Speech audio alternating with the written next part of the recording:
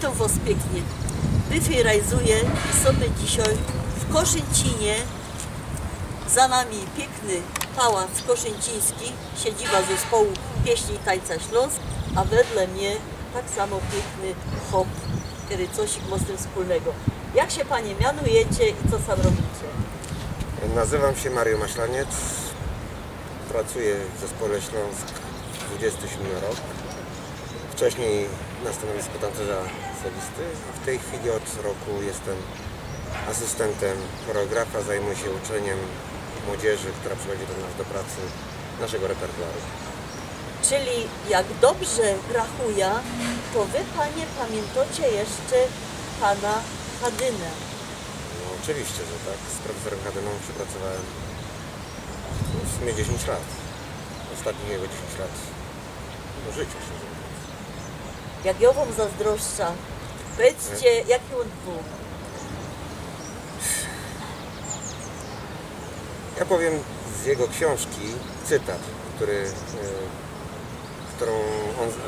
anegdotę, którą on zamieścił. Zacytuję to. On kiedyś szedł po schodach, to jeszcze jak zespół powstawał w latach 50. Jego chłopcy nie widzieli i zaczęli gadać o tym gościu, co to ich tutaj ściągnął, no to, co to 12 000 ludzi było na audycji, nie? Żeby przyjąć 120 osób. I on ich słyszał, jak oni o nim gadają i przepraszam, moja gwara nie jest gwarą, ja jestem przyjezdny na Śląsku, ale mówią tak, ty wiesz, on to ma chyba ptoka, a ten drugi odpowiadał, jo, ale to jest piękny ptok. Profesor Hadyna miał ptoka, był artystą, on był artystą, on kochał muzykę, sztukę, kochał góry, przez to też ten folklor go tak zainspirował, że zajął się nim na poważnie. No i uważam, że zrobił to w najlepszy sposób. Nie ma lepszego, ja nie znam lepszych opracowań kolędowych niż profesora Hadyny. Szła dzieweczka, czy Kargiku, czy inne piosenki, no to zna cały świat. Idziemy do Japonii, koncertujemy i Japończycy śpiewają z nami Szła dzieweczka. Zresztą w ich mniemaniu to jest ich piosenka, szczerze mówiąc. Dokładnie. Ale ja mam do Was takie pytanie. Ja ta książka czytałam o Kerry Godocie i tam Pogoni za wiosną. tam jest taki zwrot, którego ja nie poradza zrozumieć. Ja wiem, że Hadyna chodził kilometry od wioski do wioski, szukając tak zwanych białych głosów. Panie, wyście są tancerz, ale powiedzcie mi, co to są te białe głosy. Jako laik, ale wiem, na czym to No polega. tak, do laików, no. Jako laik, bo jak ja śpiewam, to ludzie uciekają, wiecie. To nie jest, Wy macie tańcować. to nie jest tak, że i umiesz i tańcować i śpiewać. Jak ktoś tak umie, to jest już naprawdę, to już masz szczęście od Boga, richtig. Biały głos to jest głos nigdy nie szkolony. Nie śpiewany, że tak powiem, jak w operze. W operze tak się nigdy nie zaśpiewał. Tak samo się tak nie zaśpiewał w filharmonii czy jakaś tam. Tak śpiewali kiedyś ludzie w górach, jak chcieli umilić wieczory czy coś w tym stylu. I to jest głos bardzo wysoki, naturalny. On się charakteryzuje tym, że mieszkając w górach, będąc powyżej poziomu morza, tam te 800-1000 metrów, automatycznie jest mniejsze ciśnienie i mniejsze stężenie tlenu w powietrzu. To się inaczej układa. No ja wam nie zaśpiewam, bo ja tak nie umiem, ale biały głos to jest czysty głos, taki naturalny. On jest spotkany tylko w górach. Białym głosem śpiewają Szwajcarzy, to ich słynne jodłowanie, w Bułgarii te misteria głosów bałkańskich i tak dalej. To tam panie, w Serbii zaś panowie tak umieją śpiewać, a u nas i panie i panowie w Polsce. Także to jest charakterystyczne tylko dla śpiewu wysokogórskiego, znaczy ludzi wychowanych w górach. Górale nasi podhalańscy, Beskidcy, Spiscy, Jurgoscy, to są wszystko ludzie, którzy białym głosem na pewno by umieli zaśpiewać, jeśli by chcieli. A jak wyście trafili do Pana Hadyny, wy? Znaczy- Jak on was chycił? Ja myślę, że wy macie 27 lat, a wy padacie, żeby 27 lat, żeście sam z nim robili. Jak Ja wyście... że chodził do szkoły baletowej w Warszawie, To od 80 roku do 89. Przyjechałem tutaj na audycję, jak skończyłem szkołę. I no, oczywiście do baletu, prawda? No i pomyślnie tą audycję zdałem. Po 4 latach już zostałem solistą. I tak w sumie aż do tamtego roku, kiedy zszedłem ze sceny. No, niestety stare kościce już nie pozwalają na takie wyczyny. No ale niemniej zajmuję się teraz nauką młodzieży i No ewentualnie właśnie, pomagam Kaj. na sali baletowej. To wszystko się odbywa na sali Aha, baletowej. czyli wyście są dali tu. No coś pięknego. Jesteśmy w Koszęcinie, także naturalnie już nie mówię, że w Śląsku, tylko na sali baletowej. Ale ja mam jeszcze takie pytanie, bo ciekawi mnie jedna rzecz. Jak Hadynał opisywał te swoje początki, to on padał, że co 100 człowiek przechodził do zespołu.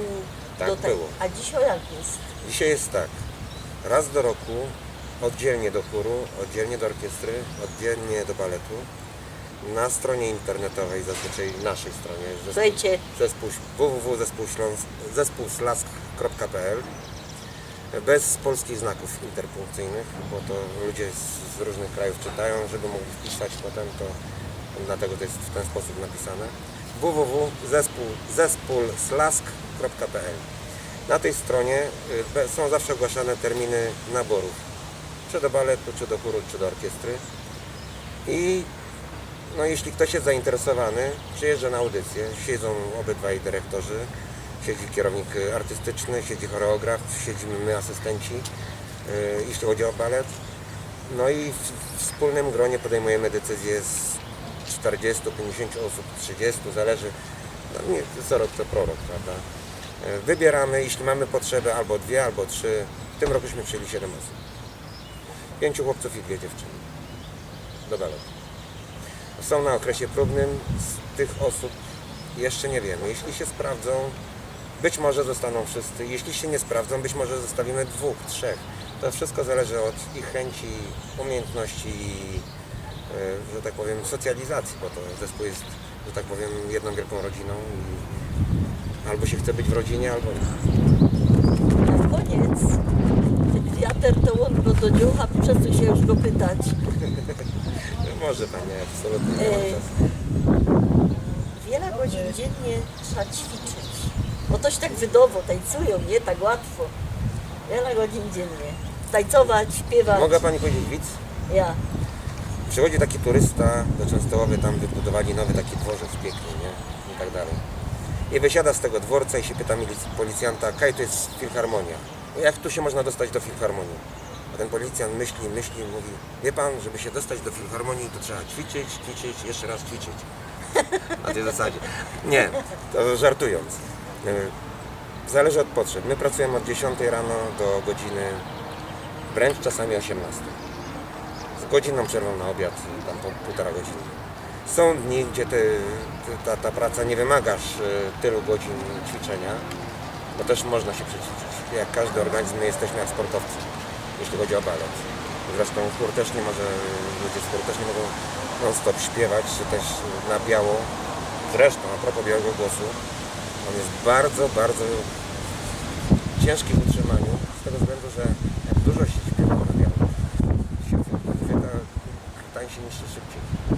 Szybciej niż normalnym właśnie śpiewem takim ustawionym pod operę, pod filharmonię, pod, że tak powiem, muzykę poważną, prawda? Czy nawet popową. Niemniej na biało ten śpiew bardziej habi gardło, jak to się mówi. To jest tak. No i ćwiczymy, tak jak Pani mówi, od 10 do 18, ale są dni, że ta praca się kończy o 16, a czasami wręcz o 2. Jeśli mamy wszystko przygotowane na koncert, to nie ma co ludzi męczyć, bo to jest też zmęczenie materiału, potem wychodzi w zdrowiu, że tak powiem. No i ta praca jest, ona jest tak dostosowana, że wtedy, kiedy trzeba, robimy dłużej, kiedy trzeba, robimy tak, żeby po prostu było gotowe na koncert. Strasznie Wam dziękuję za wywiad. Ja jest taką szczęśliwą, bo to jest mój ulubiony zespół. Mój też. I mój synek jak był mały, to my go musieli ciągać do Zabrza, 4-latka, co by wysłuchał całego zespołu Śląsk, a ja pora roków temu na Łodzi występowała na scenie pora mności łopot, my, jeszcze ktoś tam, ja się tak cieszyła, że stała łopotnik, jak one się przemieszczali, nie to, także bardzo Wam dziękuję. Nie ma za co, cała przyjemność po mojej stronie. No, dzięki, bo Dziękuję.